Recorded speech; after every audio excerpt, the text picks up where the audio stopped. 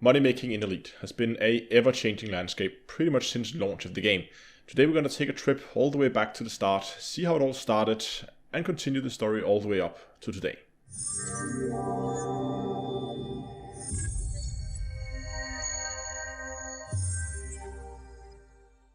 Today's video is brought to you by GameGlass. GameGlass allows you to take control of your ship from a tablet or a phone. But not only that, it can also give you on-screen information about systems, targets, and the market around you. So gone are the days where you have no room for all your key bindings or you have to alt-tab out of the game just to look up market data. Follow the link in the video description and try GameGlass for free. If you like it and want more shards of features, you can either buy them individually or subscribe to GlassPass. Use offer code DTA and get 5% on any purchase. Hello ladies and gentlemen, and welcome back to SundaeDangerous with Astronomy. Today I'm going to run through most of the money making methods that has been used in the game pretty much since launch, just to see how they changed and especially how the amount of money people have been making has changed through the time. Before we start, I should say that obviously I'm not going to be able to go through every single one of them. There will be way too much, this video will be way too long, so I kind of boiled it down to the most significant ones. The first we're going to look at is way back in 2015-2016, which was selling slaves at Robigo Mines. Yes, we're going to start at Robigo Mines. You might already know this as a good spot for passenger missions today, but back then there were no passenger missions. The exact amount of credits is a little unsure. I don't really know exactly how much people are making. I've been trying to dig it up, but couldn't really find any solid information on it. Back then, Sothis, Ceos, and the Robigo area was the furthest colonized stations that were from the sun. So people would fly out here and they would accept missions to transport slaves from there and back into some systems in the bubble.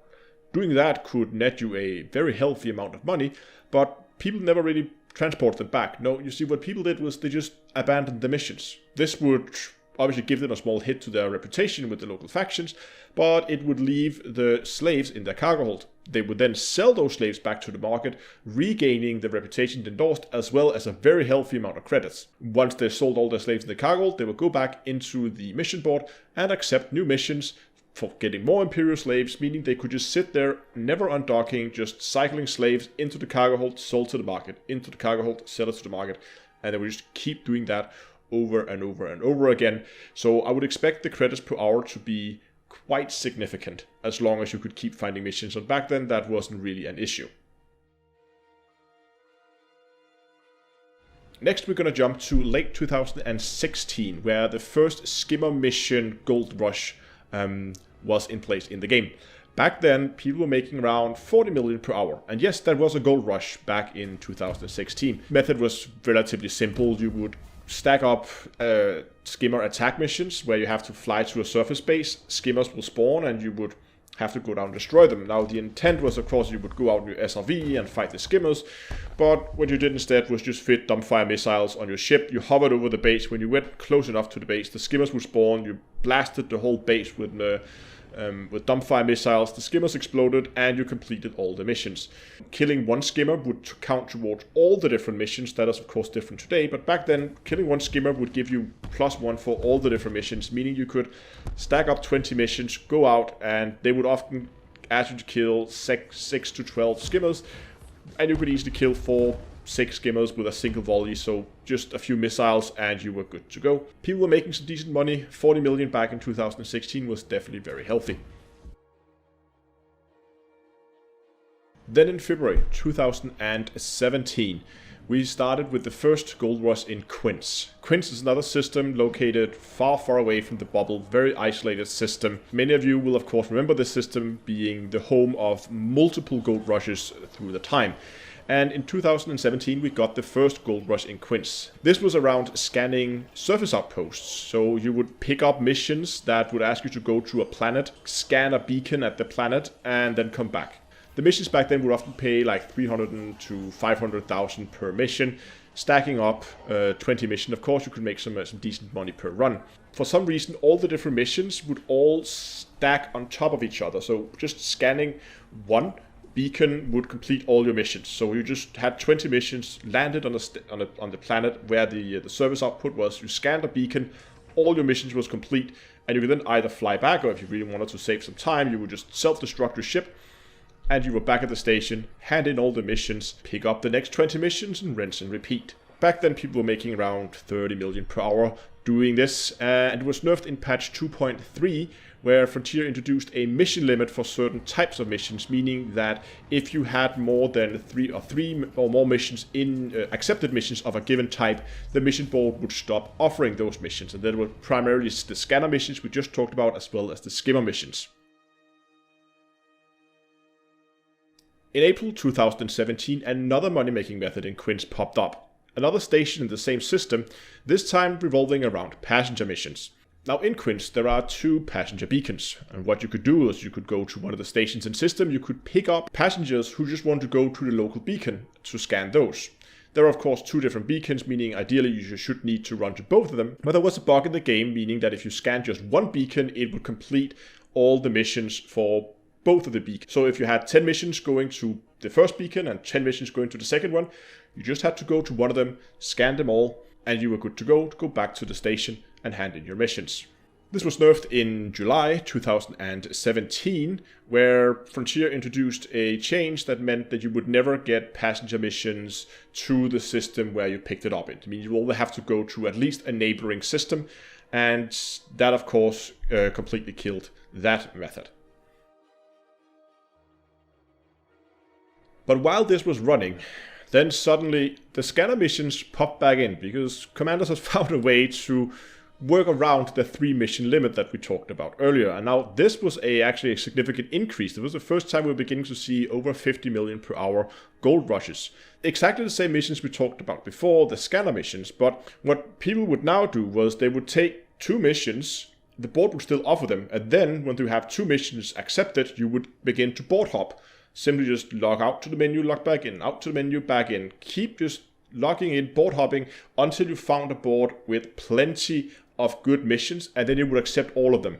Because once the mission board was generated, you could accept all of them, meaning that you were still able to stack up 10, 12, 15 missions at a time, just by doing a board hopping a little bit more clever. But of course, as we talked about, when they introduced the 3 mission limit, they did increase the payout. So before, from paying 300 to 500,000, they were now paying multiple millions per mission.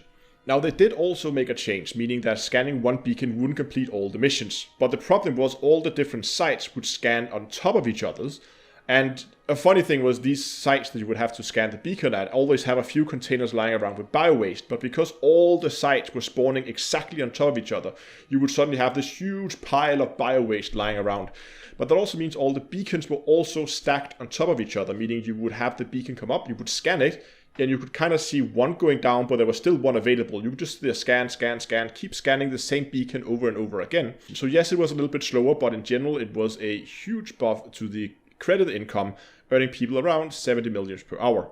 In September 2017, this was finally fixed. The sites would no longer stack, meaning you have to fly from one site to the next, to the next, to the next, significantly increasing the time spent per mission. Then from September 2017 until early 2018, that's when we saw the first real big gold rush. This was the rear passenger missions. Here people were picking up bulk passenger missions and flying them from one system to a neighboring system. There was a mechanic implemented when the missions were generated that would give you a bonus to the credit outcome depending on this distance to the station in the target system. That makes sense. If you had to spend 40 minutes flying in Super Cruise to a station, well, you should probably be rewarded for it because it's quite a long trip. Dock up at the station, hand in all the passenger missions, earning around 200 million per trip, and then just jump out, go back to the start system, and pick up another run. It was nerfed by reducing the bonus you got from the distance, so meaning you wouldn't really get the same benefit from doing these long distance runs as you did before, making this a lot less profitable. But there was a lot of things happening in this period when it comes to money making. After the initial nerf of the long distance passenger missions, skimmer missions suddenly popped up for a very, very brief moment.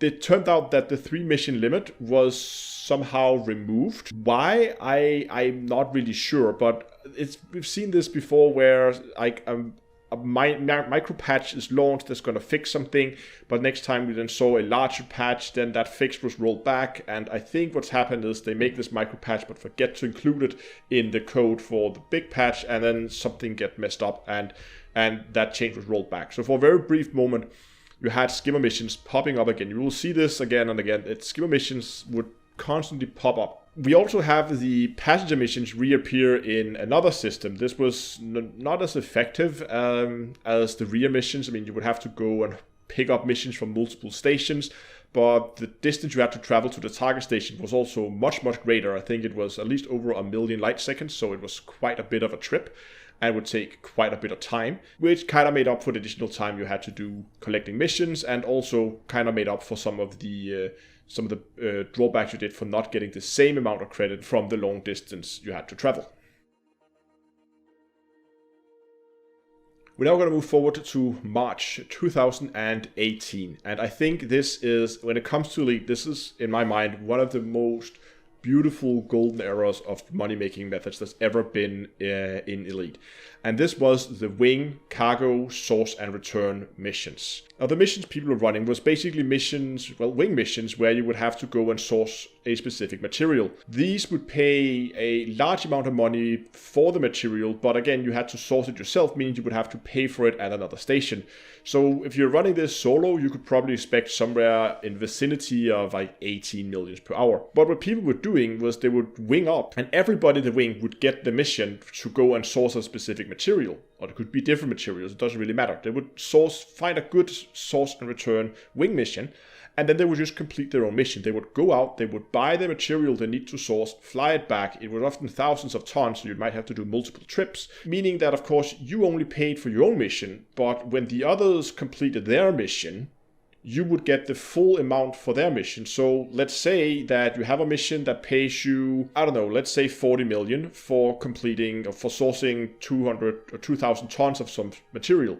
You would then pay, let's say, 30 million for that, meaning you would have a net profit of 10 million from completing that mission. 3 other people in your wing would also complete those missions, and you would get the full 40 million for their missions, meaning that in the time it took you to complete those missions, if they completed their missions as well, you've now spent 30 million on materials, but you would get 10 for your own and 3 times 40 for their missions, giving you around 130 million for just completing that mission. This gave people around 190 million per hour. I think this was a beautiful period in Elite because it was one of the only times where there was really an incentive to play together with other commanders.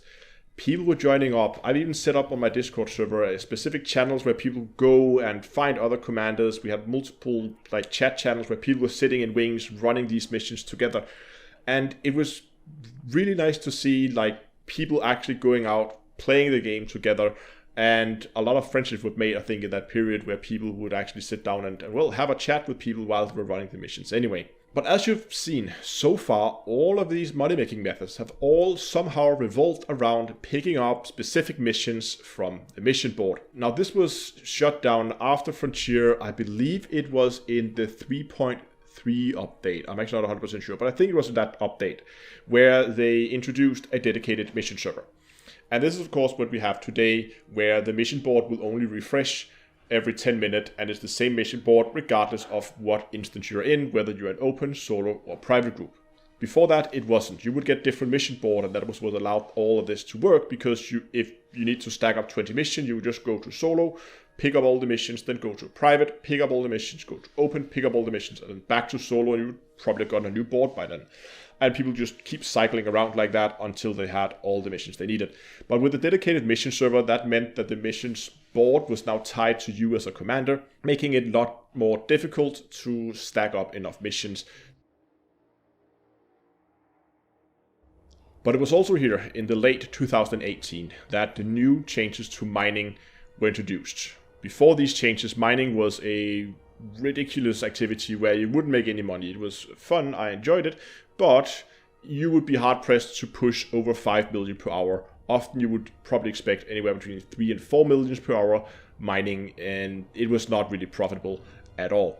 However, with the update in the late 2018, we got core mining. With the death of the mission board, this was now the new way of making money, and people were making tons and tons of money initially just core mining stuff like void opals, but slowly people began to discover the overlapping hotspots, and people then began to switch over and did laser mining, initially dual painite laser mining, until the triple hotspot in Baran was discovered. And then I think, as we have it today, the most profitable way to making money is still laser mining low temperature diamonds in the triple hotspot in Baran.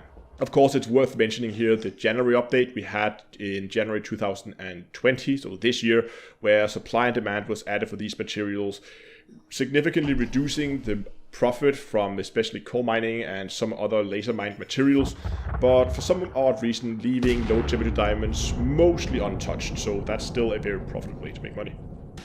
Anyway, I hope you enjoyed this quick overview of the different way people have been making money in Elite Dangerous. Thanks so much for watching. If you like this video, give it a like, subscribe, and until next time, I'll see you guys in space.